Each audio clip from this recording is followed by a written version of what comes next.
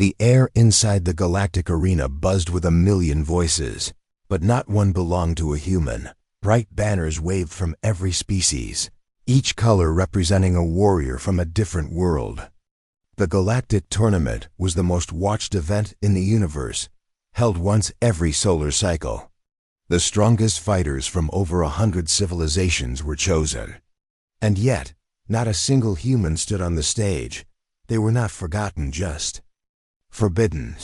2 cycles ago, when humanity first entered the tournament, they didn't just win.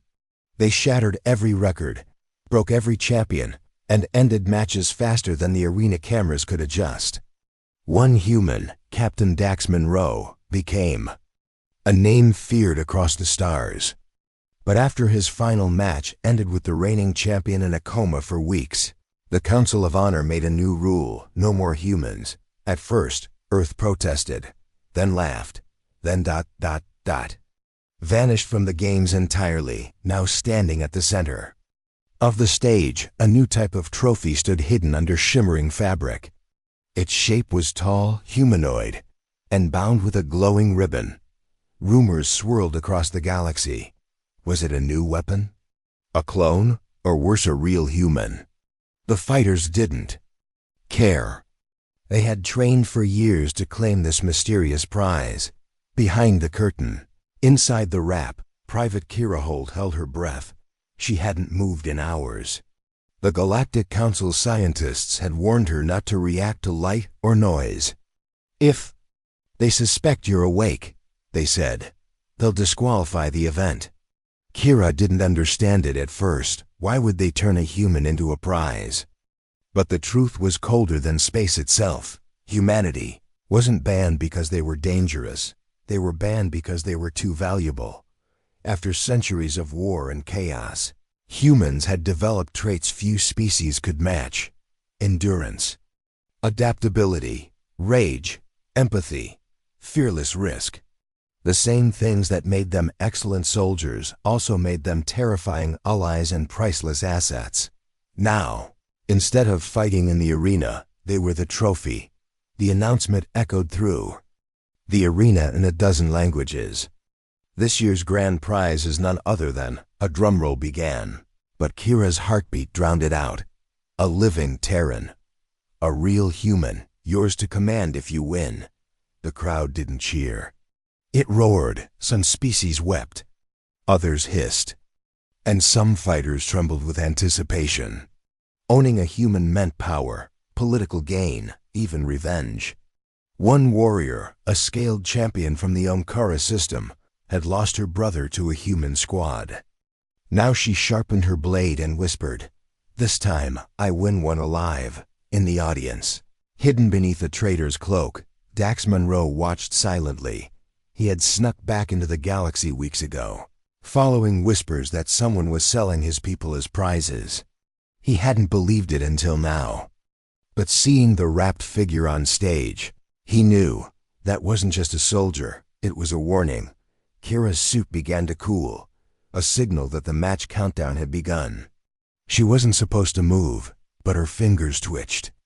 The signal had been pre-programmed into her nerves.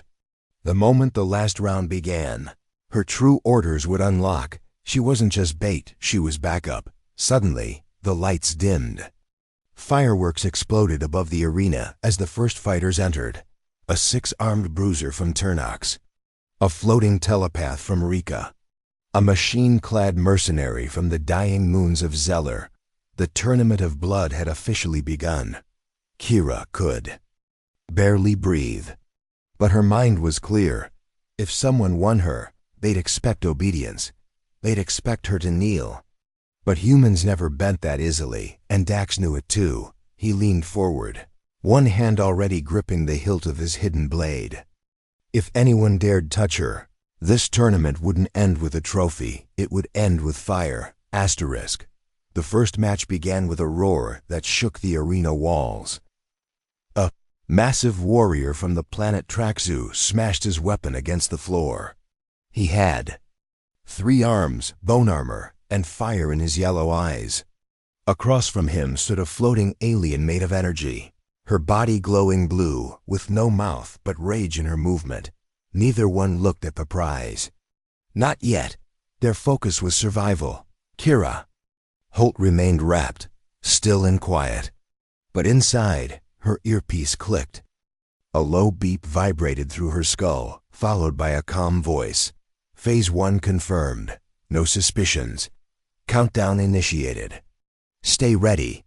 She swallowed hard, her breathing slow and careful. Her orders were strange. Don't act like a soldier. Don't move unless chosen, and don't speak. The moment she was claimed, everything would change. But for now, she was the reward. The Traxu warrior charged first, swinging a plasma hammer. The energy being dodged with ease, her form splitting mid-air. Sparks and heat filled the stadium. Fans screamed for their champions. But high above, in the VIP tower, the council's eyes were locked on Kira. Is the human stable? One alien asked. Yes, replied a tech drone, but her heart rate spiked during the match. That's expected, said another. She's awake, she's watching. Good. In the shadows of the control tower, a different kind of watcher leaned forward. Dax Monroe was still there, hidden in the dark, blending like a ghost among the elite. He tapped his wrist device, zooming in on Kira's shape. She hadn't moved, but he saw the slight tension in her shoulders. She was awake, and more importantly waiting. Back in the arena, the match ended fast. The floating alien stabbed a spike of light through the Traxu's shoulder and knocked him out cold. As the medbots rushed in, the crowd cheered. But the alien didn't stay to celebrate. She floated forward, toward the center, toward the prize. Kira's pulse jumped. Inside her wrapping, her muscles tightened. She heard a new voice, harsher, closer. Do you accept the first victor's claim? A long silence followed. The glowing alien paused in front of Kira, circling slowly. Her light dimmed as she inspected the prize. Then she whispered through her mind link. Is it true? Are you human? Kira did not respond. Good, she wasn't. Supposed to.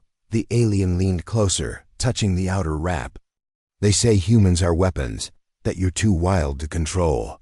But I will tame you. The red ribbon on Kira's chest tightened slightly. That was the signal. Inside her ear, a new voice whispered, prepare for escalation. Physical contact confirmed. Await activation cue. The crowd grew louder. More matches began in other zones of the arena. Alien warriors battled under lights and smoke. Some used swords, others claws, others strange powers Kira couldn't name. But all of them had one goal, to win her. In the shadows, Dax whispered to himself, this is wrong. She's not a prize. She's a soldier. They have no idea what they're playing with. He moved toward the lower levels. If the wrong person claimed her, things would turn ugly. And if the council activated her too soon, it could mean war. The second match ended, then the third. The victors approached Kira one by one. Some poked. Some spoke, some just stared. But none claimed her. Fully. Not yet. The rules were strict. Only the overall champion of all rounds could unlock the prize. Finally, one figure stepped onto the platform who made even the crowd go quiet. A towering warrior with metal wings and a war mask made of bone. He didn't smile. He didn't wave. He just pointed at Kira and said, I will win this for revenge. One of your kind destroyed my world. Now I will own one. Inside the wrap, Kira's lips moved for the first time. Try it, she whispered. The crowd didn't hear her. But the council did, and so did Dax. He activated his blade. The mission wasn't to fight. But if it came to that, he would burn the arena to the ground. Asterisk, the next rounds moved quickly, but all eyes remained on the center platform.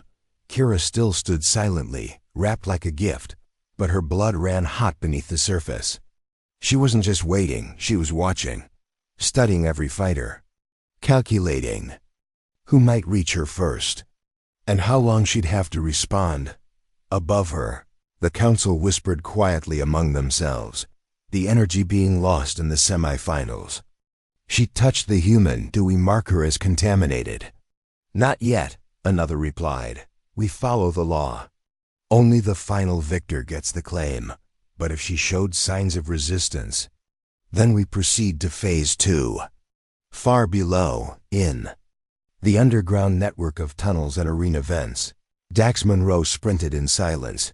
He moved like a shadow, his body covered in stolen armor and fake ID bands. The guards never saw him. The cameras didn't catch him. He had one target, Kira, and one mission: get her out alive. He tapped his cum.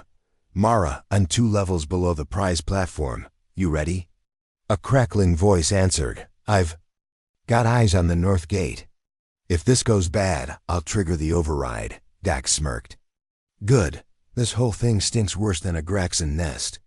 Back on the surface, the arena lights turned red. Sirens echoed once short and sharp. That meant only one thing. Final match. The last 2 fighters stepped forward. One was the metal-winged warrior who had sworn revenge. His name, announced to the crowd, was Vaker of the Bone Sons. He had killed 5 champions in one day. The other was a young-looking alien with glowing tattoos, silent, fast, and undefeated until now. Neither said a word.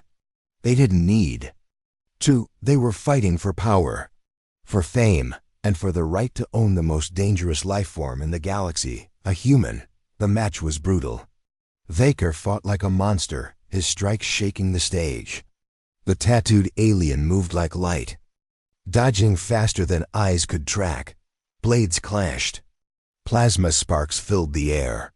Fans from dozens of species chanted in wild chaos. And yet, Kira didn't blink. She heard every blow, calculated every move. If Vaker won, her situation would get worse. Much worse. The council wanted him to win. He was controllable. Brutal. Yes, but predictable. The other fighter? A wild card. Dangerous. Free. That made him more human than the rest. The fight ended with a scream. Vaker fell to one knee, blood pouring from a wound across his chest, but he did not surrender. Instead, he roared, leaped, and with a single crushing punch, drove the smaller alien to the ground. The arena froze. The council lights blinked. Judges confirmed. The voice echoed across the galaxy. Vaker is the grand champion of the 39th Galactic Tournament. The prize was now his. He rose slowly, armor broken, mask chipped, eyes burning. He approached Kira with heavy steps. His voice thundered, "Unwrap my prize." 2 drones flew down from above and began peeling back the colorful layers around her body. One by one, the wrappings fell away. Arms, legs, helmet, chest, and finally her face. The crowd gasped. A real human. Young, sharp-eyed, jaw tight with defiance. Even without weapons, Kira looked like she could command a fleet. And maybe she could. But she stood still, obedient. Just as ordered, Vaker stepped forward. "Do you understand who I am?" "Yes," Kira replied. "I own you now." "No," she said softly. "You don't." Before anyone could react, the red ribbon on her suit blinked. Once, twice, then glowed white. A pulse shot out from her chest, stunning the drones and knocking Vaker back. Her programming had activated. Council alarms screamed. High-level codes triggered. Lights across the arena flickered, but it was too late. Kira moved, fast, smooth. Deadly, she grabbed a drone's weapon and locked onto the nearest tower. In the tunnels below, Dax received the signal. "She's active. I'm going up." He sprinted up the final corridor. The time for stealth was over. The time for war had begun. Asterisk, the drone weapon in Kira's hand buzzed with power. But her mind was sharper than the blade. She didn't attack first. Instead, she scanned the tower above, judges scrambling, guards panicking, and one council official screaming into a comlink. Everything was chaos now. And chaos was exactly what she needed. Vaca rose again, bleeding but furious. He staggered toward her with a growl. "You dare strike the champion?" Kira turned slowly, eyes calm. "You didn't win me. You triggered me." The crowd didn't understand. Not yet. They still believed this was part of the show. They cheered wildly, thinking it was staged. But in the upper decks, the council knew the truth. "She's gone rogue." A masked alien hissed. "No," another corrected. "She's following contingency protocol." "Then we're already too late." Far below, Dax Monroe burst into the sunlight, sprinting onto the edge of the arena floor. He saw her standing tall, weapon ready, wrapped pieces falling around her feet like a forgotten crown. He shouted, "Kira, fall back." "I'm here." She didn't turn. She didn't need to. Her voice replied through his earpiece. "You're late." He grinned. "You're awake." Back on the platform, Vaca charged again. This time, Kira didn't step back. She sidestepped, drove her elbow into his jaw, and dropped him with a strike to the throat. The crowd went silent. No lights. No music. Just shock. Kira looked up at the main tower. "You tried to wrap me like a toy. You thought we wouldn't fight back." The council sent orders instantly. "Send in the fail-safe units. Full lockdown. Use stun rounds only. She must not escape." Metal gates opened across the arena. Black armored enforcers poured in with shields and stun lances. They weren't here for the fighters. They were coming for her. Dax reached her. First, he slid beside her and handed over a second weapon. "They're coming. Full squad. You ready?" She checked the charge. "You think this is my first extraction?" Side by side they moved. The enforcers tried to trap them with walls of force, but Dax triggered an EMP pulse, frying the first wave. Kira used the blast as cover, leaping high and disabling 3 guards before landing with perfect control. Above them, cameras blinked out.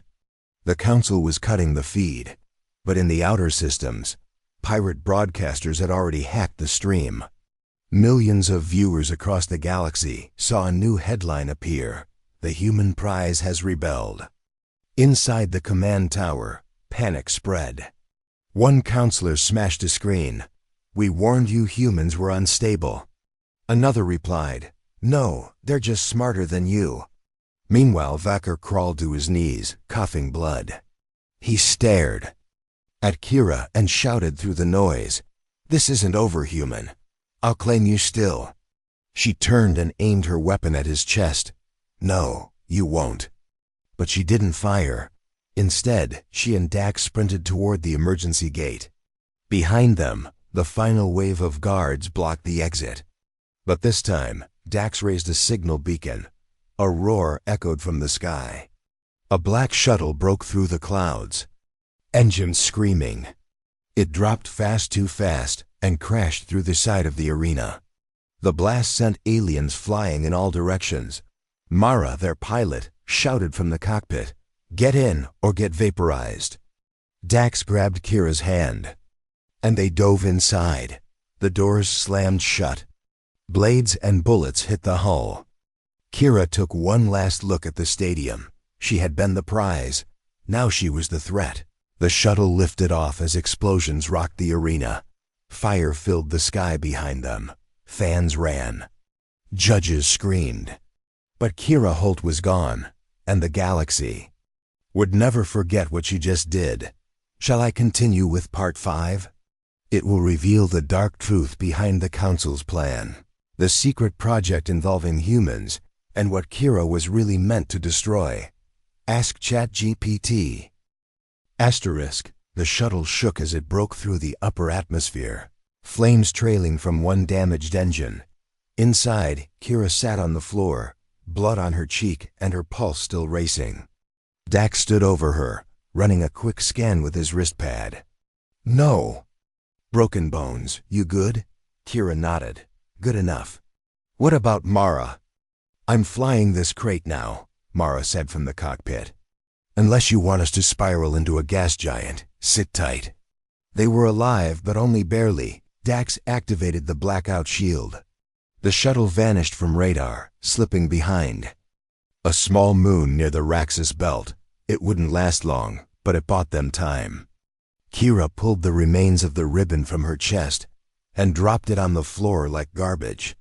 "That was supposed to keep me still," she said. "They thought you'd act like a pet," Dax replied. "But you're Terran military." That was their mistake. For a moment, neither spoke. Then Kira asked what had been eating at her since her first briefing. "Why us, Dax? Why humans? Why turn us into trophies instead of just killing us?" Dax opened a hidden compartment and pulled out a data core, still glowing faint red. He tossed it to her. "Because they can't control us, and what they can't control, they collect." Kira scanned the device. Her eyes narrowed. Inside were blueprints, names, projects, dozens of human soldiers marked for capture. Some already taken, others missing. At the bottom, a file opened with a single line. Project, domesticated Earthling. Status, Akira's breath caught. "They've been turning us into property." "More than that," Dax said. "They're trying to rewrite our minds, break us down, build us up as loyal gifts, perfect weapons, perfect pets." "And the tournament?" Dax nodded. "A test, a show, and a message. To see if they could sell the idea of owning us across the stars." Kira stared at the flashing list of names. Her voice turned cold. "Do they know I'm military?" "Only the top council does," Dax said. "The rest think you're a field grunt. They don't know you have override codes, or that you're bonded to me." Kira blinked. "Bonded?" Dax shrugged. "Long story. I told them you were mine." That part wasn't a lie. Mara's voice crackled from the cockpit. "Guys, bad news. 2 bounty fleets just left the tournament. System, we've got 6 hours before they hit this moon." Kira stood slowly, looking out the small porthole into space.